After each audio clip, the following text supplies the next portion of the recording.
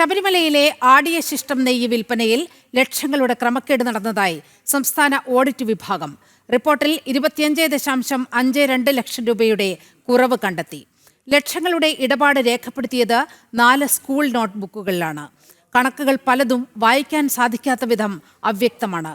വിവരങ്ങളുമായി രേഷ്മ ബാബു ചേരുകയാണ്. രേഷ്മ, ഈ പ്രശ്നം നേരത്തെയും ഹൈക്കോടതി ചൂണ്ടിക്കാണിച്ചിട്ടുള്ളതാണ്. ഇതൊന്നും കൃത്യമായി രേഖപ്പെടുത്തുന്നില്ല എന്ന്.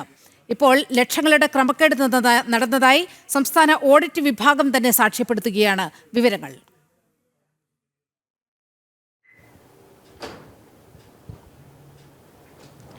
നിലമ്പ ശബരിമലയിലെ ആടിയ ശിഷ്ടം നെയ്യുടെ വിൽപ്പനയിൽ ഏകദേശം 25 ലക്ഷത്തിന്റെ കുറവാണ് കണ്ടെത്തിയിരിക്കുന്നത്. സംസ്ഥാന ഓഡിറ്റ് വിഭാഗം ഇത് സംബന്ധിച്ച് ഹൈക്കോടതി ദേവസ്വം ബെഞ്ചിന് മുന്നിൽ റിപ്പോർട്ട് നൽകിയിട്ടുണ്ട്.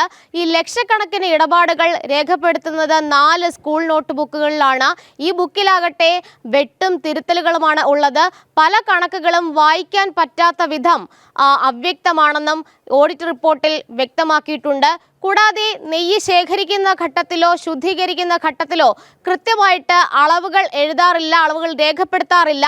ഇത് സംബന്ധിച്ച ചോദ്യങ്ങൾ ദേവസ്വം ബോർഡ് അധികൃതരോട് ഉന്നയിച്ചെങ്കിലും കൃത്യമായിട്ട് മറുപടി പറയാൻ അധികൃതർ തയ്യാറായില്ല എന്നാണ് ഹൈക്കോടതിയെ ഓഡിറ്റ് വിഭാഗം അറിയിച്ചിട്ടുള്ളത്. ഈ നെയ്യ് വിൽക്കുന്ന പൗച്ചുകൾ നിർമ്മിക്കുന്ന അല്ലെങ്കിൽ അതിനു വേണ്ടിയിട്ട് ഉപയോഗിക്കുന്നത് പ്ലാസ്റ്റിക് റോളുകളാണ്. ഈ പ്ലാസ്റ്റിക് റോളുകളുടെ കണക്കിലും വലിയ പൊരുത്തക്കേടുണ്ടെന്നാണ് സംസ്ഥാന ഓഡിറ്റ് വിഭാഗം ഹൈക്കോടതിയെ അറിയിച്ചിട്ടുള്ളത്. എന്തായാലും ഈ 25.5 ലക്ഷം രൂപയുടെ കുറവ് സംബന്ധിച്ചുള്ള കാര്യത്തിൽ ഒരു വ്യക്തത ഇതുവരെ തിരുവിതാംകൂർ ദേവസ്വം ബോർഡിന് നൽകാൻ സാധിച്ചിട്ടില്ല.